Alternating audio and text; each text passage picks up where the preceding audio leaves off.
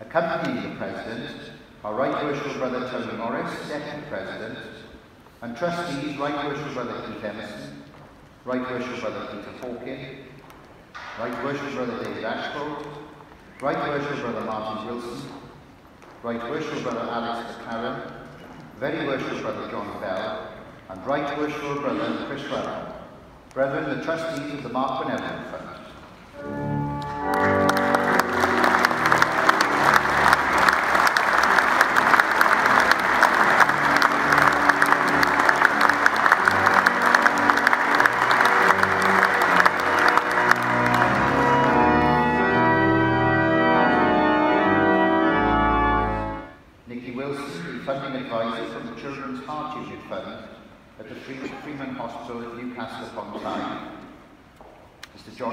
Operations Manager at Sir Suffolk and Cambridgeshire, and Surgeon Rear Admiral Lionel Jarvis, Prior of England and the Islands and Chair of St John Andrews.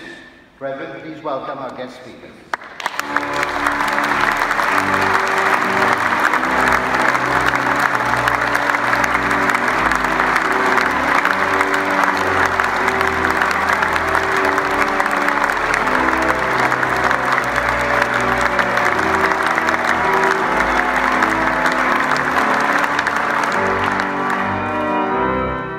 Representing organisations providing emotional and financial support to those in need, we are pleased to welcome Ralph Gordon from Barnstable Municipal Charities, David Harris and Rachel Wells from Kingswood Trust, Lucy Vincent from Dogs for Good. Joining them are representatives from national charities and those with specific involvement in the medical sector. We welcome Hannah Wilson from Addenbrooke's Charity Trust, Victoria Greenshields from Portsmouth Hospital Urology Department, Lucy Brett from Shelterbox, and Sally Hall representing St John Andrews and the Sussex Province Homeless Project.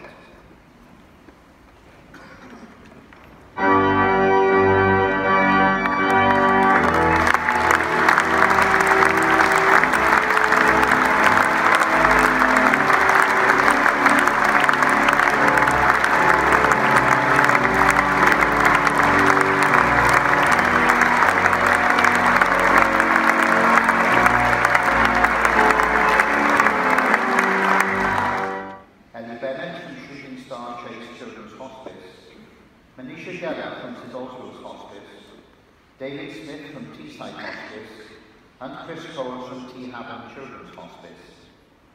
They are joined by representatives of organisations providing support for the physically and mentally disabled, and we welcome Paul Sutherland from Bold, Dorian and Amanda Priest from London Wheelchair Rugby Club, Dominic Tinner from the Seashell Trust, Katie Franklin from Signpost Stockport for Carers, and Thomas Cooper from the Rossendale Trust.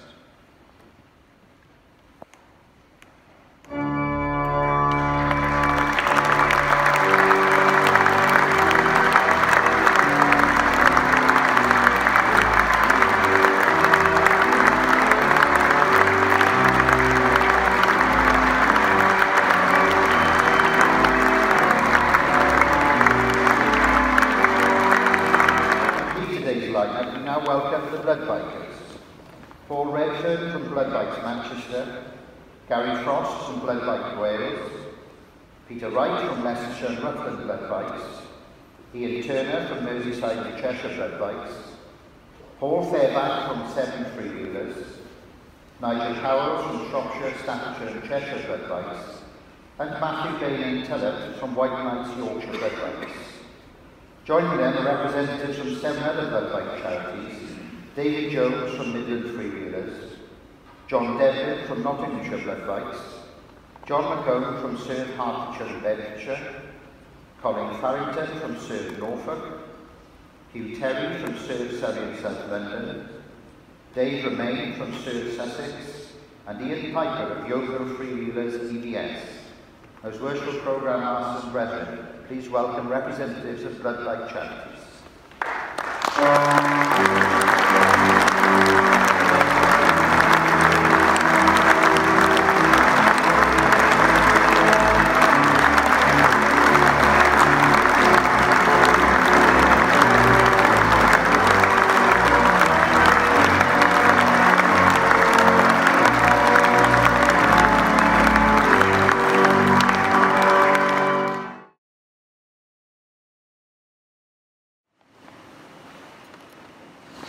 programme, Esther and Brendan.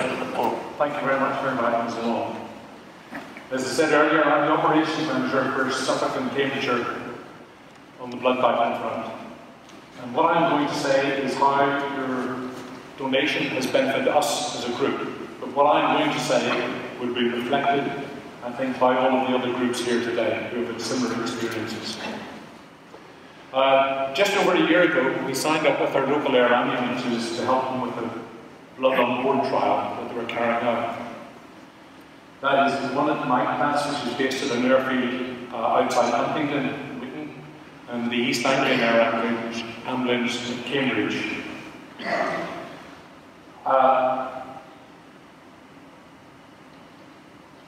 This presented us with a number of problems because the way the trial was working, we had to deliver blood, fresh blood to them every night and pick up any unused blood and return that to the hospital so none of the blood was wasted.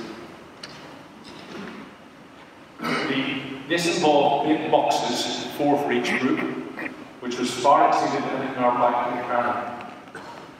So we had to use our blood car.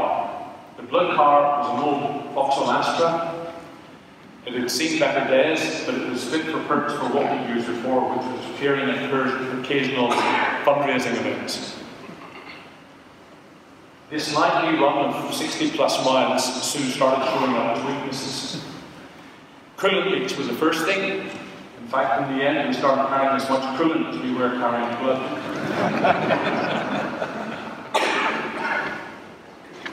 Then the exhaust pipe started playing up. And that involved a new catalytic converter, which was probably worth twice more than the car. So a temporary bracket was made, which used to last about a month, and had to go in. While this car was off the road having these coolant and exhaust repairs, we pulled in one of our other vehicles, a van from Ipswich, which was some 70 miles away. So there was a fair bit of logistics involved in getting cars repaired and cars moving around, etc. Then we heard of the Mark Benevolent Fund and their generous donations to the blood bankers nationally. Some 440,000, it's right, 440,000 pounds. We put in a bid, pleading our plight and hoping that the fairy godmother would look favourably upon us, which she did in your donation. I'll tell you, I was absolutely rolled over as I drove that car home back from Birmingham and their presentation back in August. What a godsend it was to us and took the whole weight of our shoulders. That was the practical side of it. But there's been a secondary benefit that we've had. Through your communications internally within the Masonic order across, people had heard about us. And last December I was at Tesco's collecting money, and a lady came up and says, "Oh, we saw about you in one of the Mason communications. My husband's a Mason. I've been running coffee mornings for you. Would you like to come round and pick a check up?" So I says, "Hang on." When she told me the size of the check, £200, I says, "No, I'm going to come and give you a talk about this, because you've put a lot of effort in here for this." So she had her friendship group come along, and I walked away with £300. That's all the spin-off from you.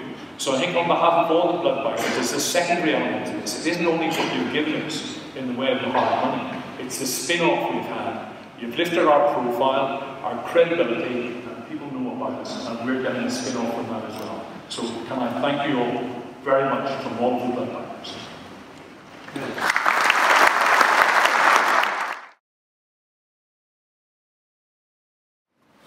Hello.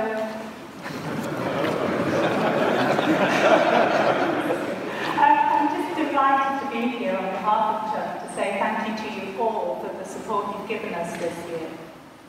The Children's Heart Unit Fund raises money for children's heart units in hospitals across the North East, but most particularly for the Freemasons Hospital in Newcastle upon Tyne, which is one of only 2 hospitals in the UK that carries out children's heart transplants.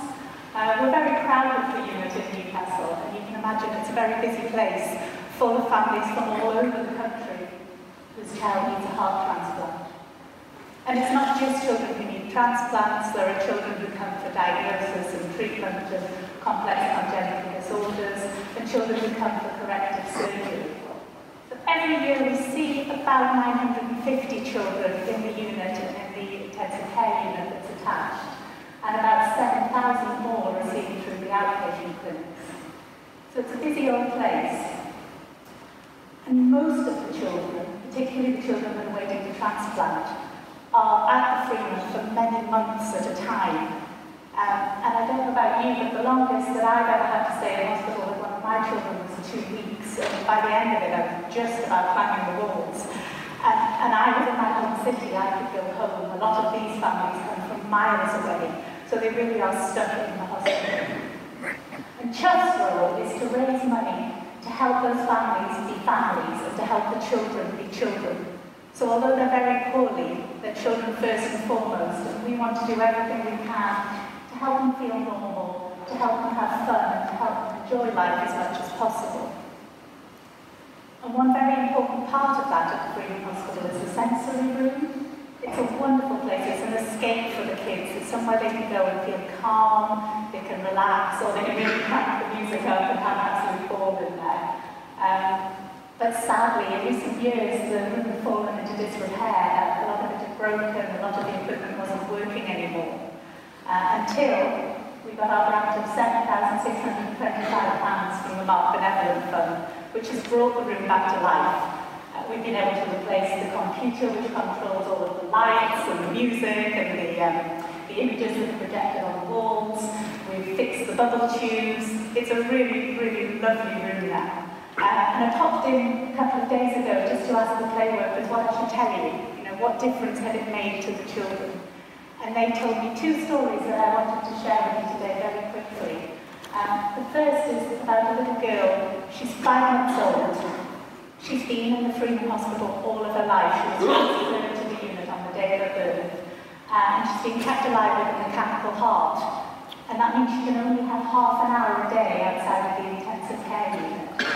And since that sensory room's been fixed, that's where her mum chooses to take her. They go every single day. And every day mum finds a new light or a new image and she points it out to her baby. And that little girl just lies and smiles and looks at the light, and she's just transfixed and taken away from herself for half an hour. Their world's so tiny right now, and you've brought some happiness into it. And the other story is a little bit different, but it made me laugh. There's a little boy called Ryan who I have met, who's 8 years old. He has autism, quite advanced autism, and very complicated heart condition, which means that he's been in the hospital for 7 months. And when you're a little boy with a big illness in an even bigger hospital, you have very little control. Somebody's always telling Ryan to lie down, to sit up, to eat this. He's always being told what he has to do. And he loves that sensory room. He goes there and he takes control of the colour changer. And he is the king of whether it's red or blue or pink or green in that room. And I cannot tell you the joy that that brings into his life. And you've made that difference. You've brought that joy to life, and you make him smile every day in difficult circumstances. So thank you very much for all that you've done for us. You've made a world of difference.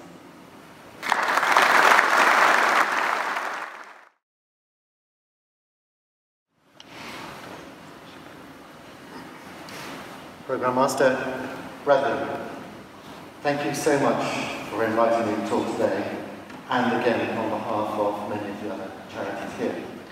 If I may just momentarily explain the context of why you might wonder why I'm referred to as the Prior of England and the Islands, although fortunately for once I'm in an environment where I don't feel overwhelmingly flamboyant and dressed. Thank you for keeping me company. The Prior of England and the Islands, I had the huge privilege of being a head of the Order of St John in England and its adjacent islands. But this is a history that stretches 1,000 years back to the origin of the Knights of St John in the 11th century. I won't go into the centuries of our activities, but you will know that we were a fundamental part of activity in the Holy Land and in the Mediterranean for most of those centuries since then. Mostly a Catholic order. We had a bit of trouble with Henry VIII, but in the recent centuries, Queen Victoria established us as an order of chivalry of British Crown. As we started to discover the need for providing healthcare for those injured in the mines and in industries of Victorian England, we rapidly spread it throughout the world, mostly the British Commonwealth, and are now a global humanitarian charity operating in 41 countries throughout the world. In England, our major charitable outlet is St John Ambulance. We teach first aid in communities and to individuals. We provide support at cultural, musical and sporting events that could not happen without our presence. And we are increasingly reaching into communities, particularly to private communities and those where we find underprivileged youngsters. We also have ambulance service, the largest ambulance fleet in the country, and our people are out in the cold and the dark, night and day, 24/7, providing an auxiliary service to the National Health Service. We wouldn't be St John Ambulance without ambulances, and it's my opportunity for the second time in a decade to thank the Master Masons and the Mark Benevolent Fund for your extraordinary generosity on last year donating £3.8 million to allow us to buy 52 vehicles, treatment centres, ambulances and other vehicles to allow us to remain on the streets and in your communities to provide that very necessary help that is the heart of our activities in communities. And one example of that activity is the homeless centres in Kent and Surrey, where we've got a contribution also of £68,000 just for a new vehicle to provide support to the homeless people in Hastings who need that so badly. On behalf of all of those in St John Ambulance, but particularly all of those patients, young and old throughout the country, whose help we have given through your assistance by helping us to have the right ambulances for the right purposes. I thank you all very much.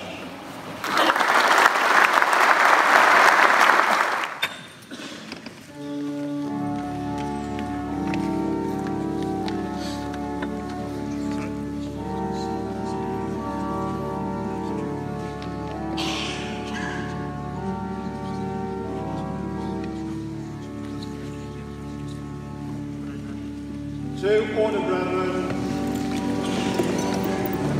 After our distinguished guests retire.